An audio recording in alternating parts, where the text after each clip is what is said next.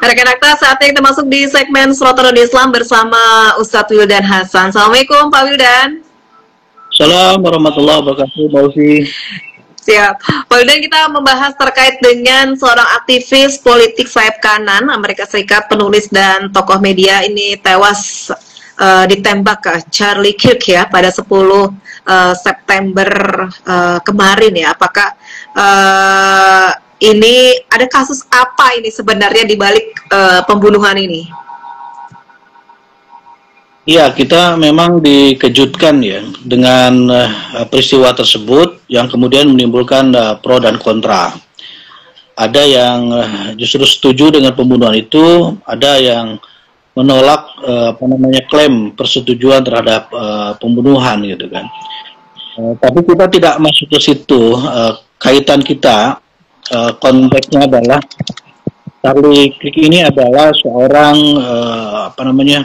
seorang konservatif ya, pendukung buat Presiden Amerika Serikat, dan kaitannya dengan dunia Islam, dia adalah seorang aktivis, seorang politisi Amerika yang sangat pro Israel, sangat anti Palestina, sangat anti Gaza, anti Hamas, dan dia mendukung genosida yang dilakukan Israel terhadap penduduk Palestina, terhadap penduduk Gaza. Tapi ini tidak serta-merta kemudian kita mendukung pembunuhan dengan cara brutal seperti itu gitu.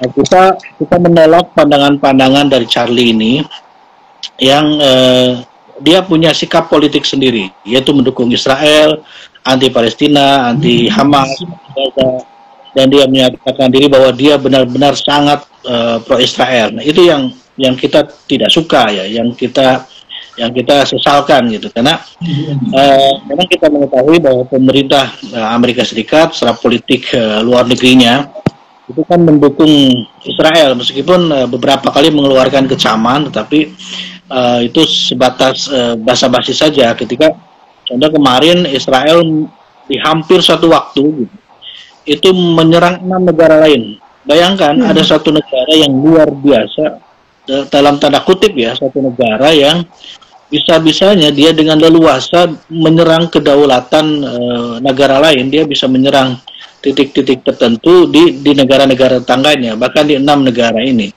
Dan itu kemudian tidak memunculkan atau memantik kecaman yang sangat keras, tidak memantik tindakan dan atau bahkan hukuman gitu dari negara-negara yang selama ini mengklaim diri sebagai negara paling demokratis, negara penjaga perdamaian dan keamanan gitu, dan seterusnya gitu, seperti Amerika, Inggris, Prancis, Jerman. Nah ini kematian ini tentu kita belum mengetahui motifnya, karena kabarnya pelakunya juga belum tertangkap ya, menurut informasi terakhir. Meskipun di sosial media ada video-video, ada postingan-postingan yang menyebut bahwa pelakunya adalah aktivis Partai Demokrat. Kita tahu bahwa Trump maupun Charlie ini adalah Partai Republik gitu. Dan Charlie ini punya jasa yang sangat besar, khususnya di generasi muda di Amerika, di kalangan Gen Z-nya itu memenangkan pemilihan Presiden Donald Trump gitu dari Republik. Jadi kemudian dituduhkan bahwa pelakunya adalah mantan militer yang menjadi aktivis Partai Demokrat. Tapi kalau kita merujuk media-media mainstream di informasi terkini, itu disebutkan belum ditemukan gitu, belum dapat ditangkap pelaku sebenarnya itu siapa. Nah, kalau pelakunya belum dapat ditangkap, kita belum tahu motifnya apa gitu. Apa motif memang soal perseteruan politik atau persaingan politik antara Republik Demokrat atau motif-motif yang lain, karena Charlie Kirk ini ada banyak sekali hal yang dia lontarkan, dia tulis, dia kampanyekan, persoalan LGBT, persoalan aborsi, persoalan imigrasi, masyarakat luar Amerika ke Amerika, dan ada banyak hal yang lain. Tapi fokus kita adalah dia diketahui seorang yang sangat pro Israel, pro genosida, anti Palestina, anti Gaza, anti Hamas. Itu posisi kita, Mbak Ufi. Ya, apakah juga tokoh-tokoh yang sama seperti dia ini ada kekhawatiran sendiri akan terjadi sama nasibnya gitu.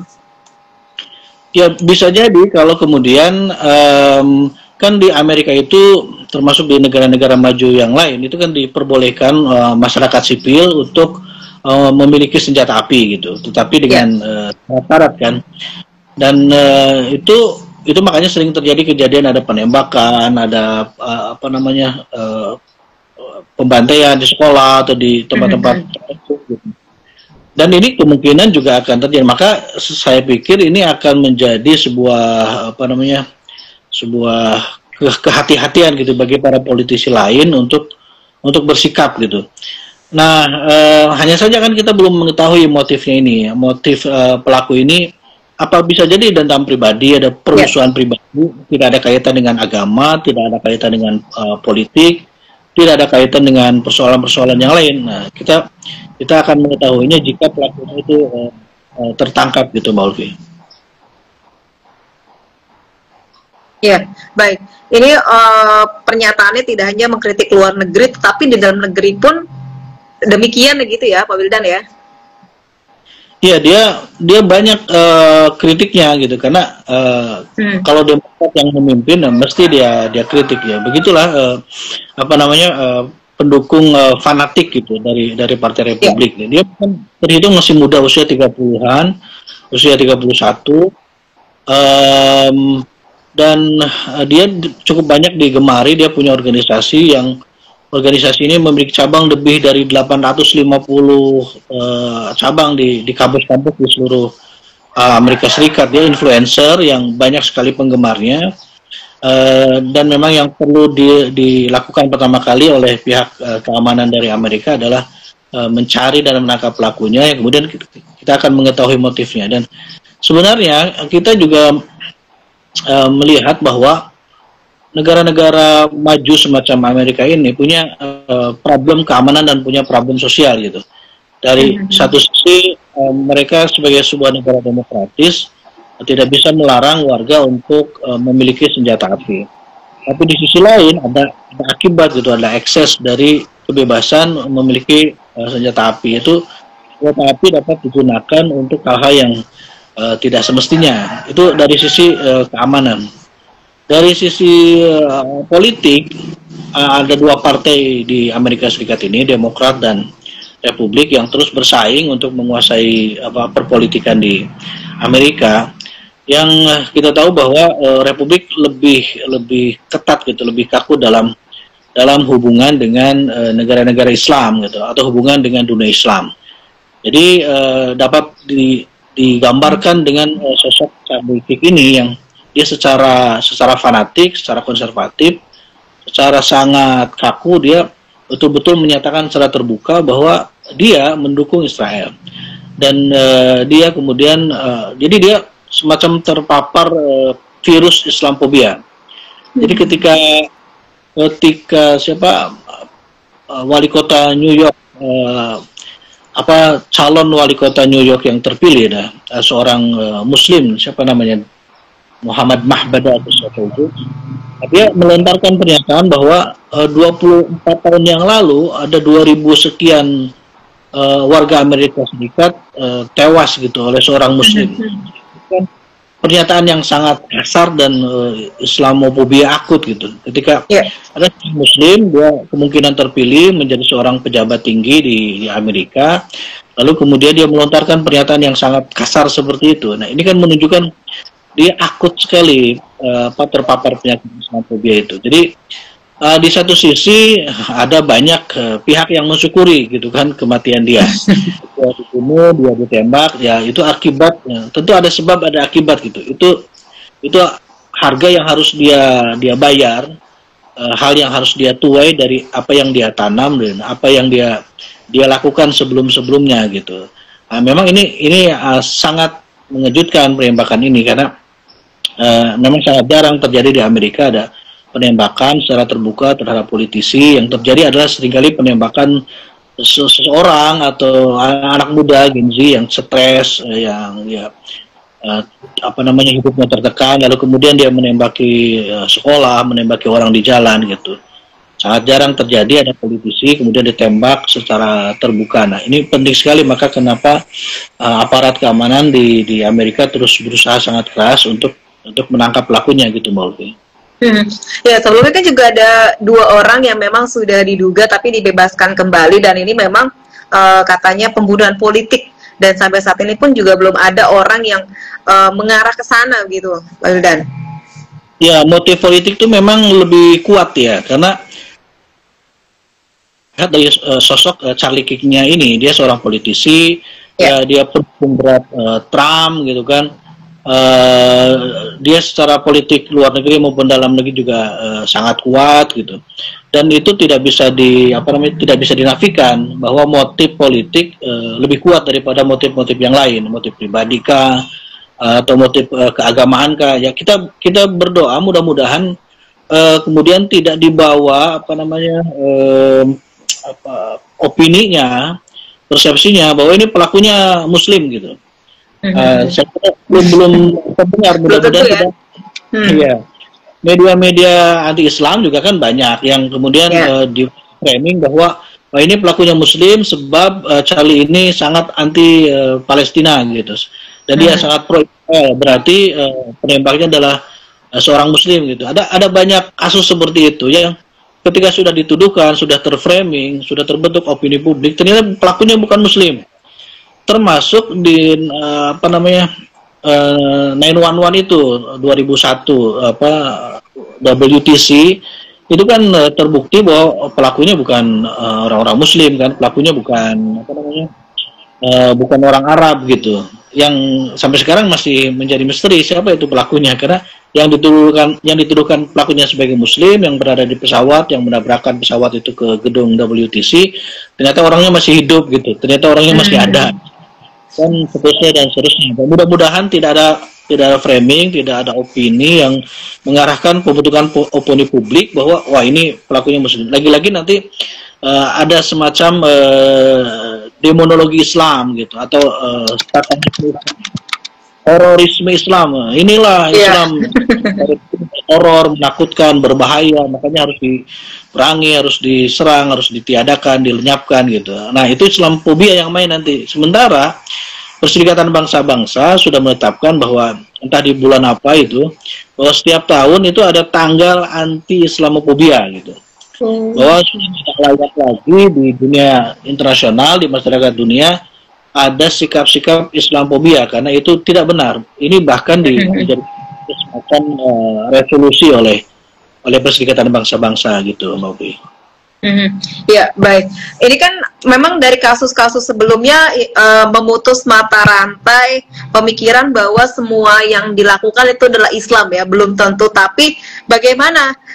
Ini kan kalau di Amerika memang tidak bisa terlepaskan dalam hal ini. Padahal sudah ada dan sudah terbukti sebelumnya bahwa bukan Islam lah yang selalu melakukan hal ini, Pak Wildan.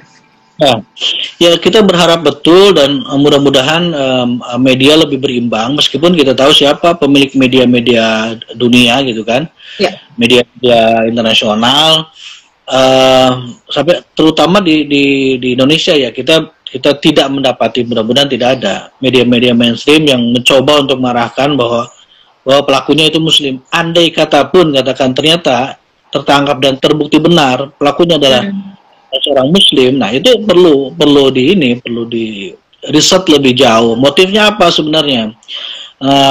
Kalau benar motifnya soal keagamaan, ya kita juga bisa memaklumi bahwa seseorang bisa sangat marah gitu ketika ada orang yang mencaci maki agamanya gitu, ada orang yang mendukung sebuah negara yang amat sangat jahat, ada orang yang sangat terenyuh dan berduka ketika saudara muslimnya di genocide gitu, dibantai gitu. Tapi kemudian lalu jangan sampai kemudian framingnya adalah oh berarti Islam teroris, lagi-lagi nanti larinya ke sana gitu. Islam teroris, jadi yang disalahkan adalah ajarannya gitu. Ini bisa jadi pelakunya itu oknum gitu. Oknum itu kan 1-2 gitu. Kan tidak semua Muslim begitu gitu. Dan ajarannya apakah demikian juga belum tentu begitu gitu. Tapi itu kan baru dugaan-dugaan, karena belum tentu pelakunya juga adalah ada seorang muslim gitu. Saya nggak bisa memastikan itu sebelum pelakunya ini tertangkap.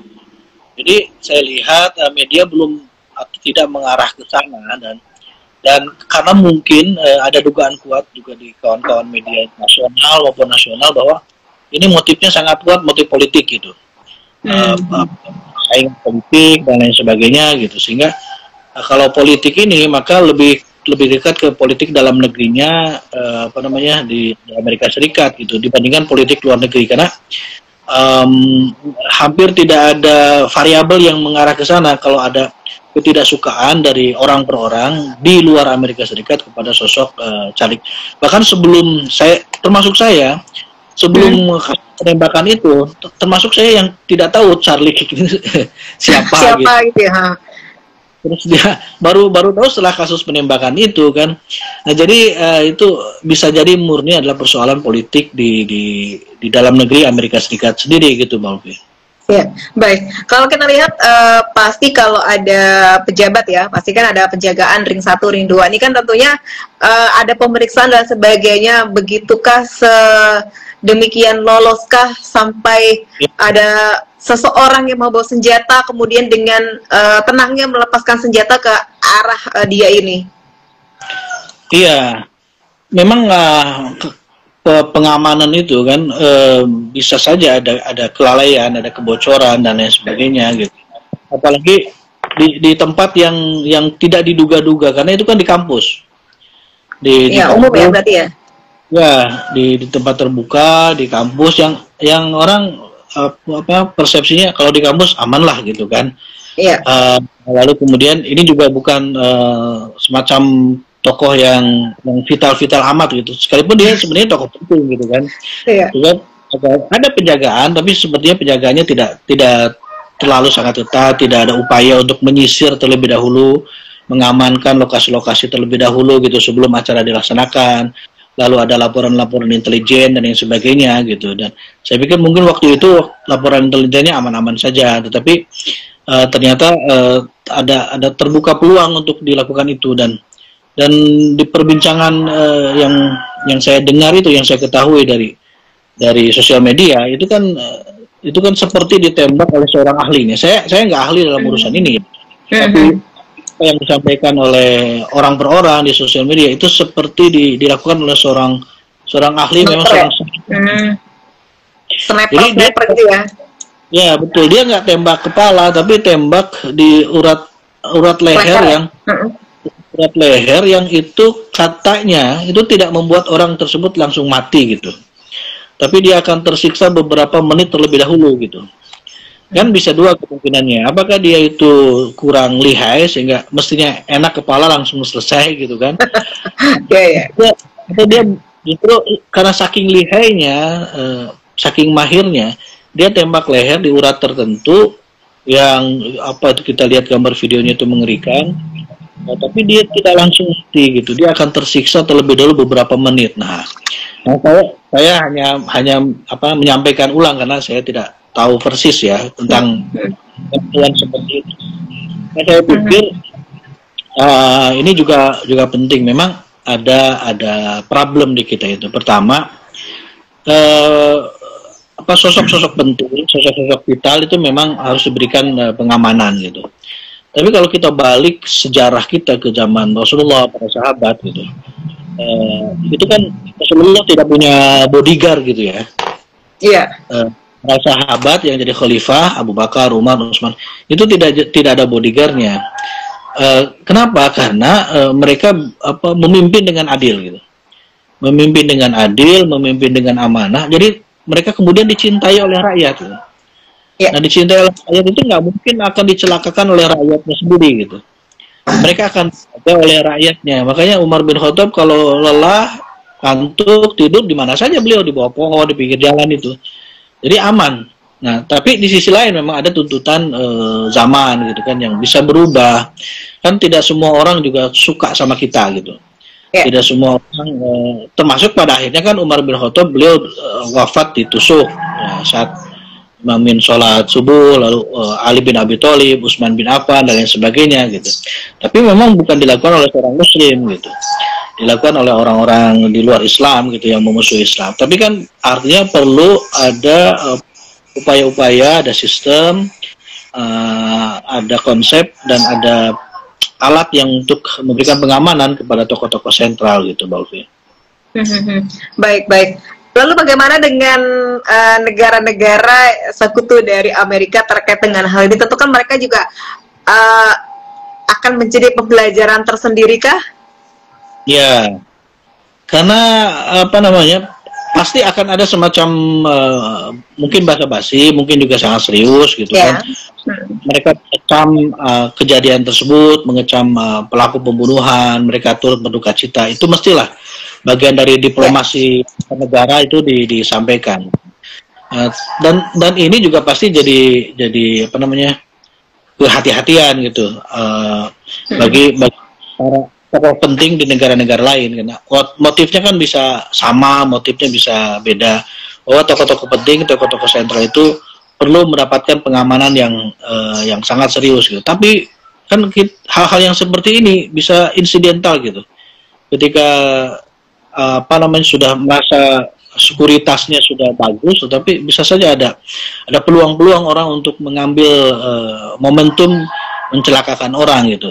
Saya pikir ini kalau apa namanya, kalau motifnya global, maka negara-negara sekutu dari Amerika atau negara-negara lain banyak belajar dari kasus ini untuk tokoh-tokoh politik mereka. Tapi kalau kasusnya lokal ya, negara-negara sekutu hanya akan menyampaikan duka cita gitu, kemudian kecaman dan lain sebagainya. Tapi yang lebih penting sebenarnya untuk negara-negara Arab, bayangkan negara-negara Arab ada 6 negara kemarin itu diserang dalam waktu hampir bersamaan oleh Israel. Israel berdalih menyerang apa namanya, gedung-gedung yang diduga itu adalah kantor-kantornya Hamas di negara-negara tersebut. Bagaimana bisa itu kemudian didiamkan gitu? Saya yakin intelijen dari negara tersebut itu sudah mengetahui gitu. Tapi kenapa bisa membiarkan penembakan itu, apa namanya, rudal yang diluncurkan itu, dan kemudian dalam tanda petik ya kok nggak marah gitu? Itu kan kedaulatannya diacak-acak gitu, kedaulatannya direndahkan gitu. Bagaimana bisa orang dengan leluasa negara lain meluncurkan serangan ke wilayah negaranya, lalu kemudian dibiarkan begitu saja? Maka penting kita kemudian memahami ucapan orang-orang mulia gitu, bahwa cara membebaskan Palestina itu adalah dengan terlebih dahulu membebaskan negara-negara Arab di sekitarnya. Dari apa? Dari penjajahan politik, penjajahan ekonomi negara-negara Barat gitu. Kan jadi nggak bisa berbuat banyak ketika kemudian negara-negara Arab di sekitar Palestina ini masih terjajah posisinya, masih terkekang posisinya. Jadi mudah memerdekakan Palestina apabila dimerdekakan terlebih dahulu itu negara-negara Arab di sekitar Palestina gitu, Mbak Ulfi. Baik. Terima kasih Pak Wildan sudah berbincang bersama Dakta di pagi ini. Sehat selalu. Assalamualaikum warahmatullahi wabarakatuh. Waalaikumsalam warahmatullahi wabarakatuh.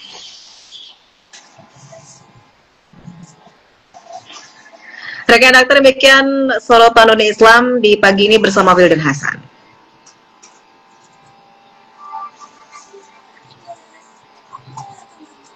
Mungkin yang ini sebagai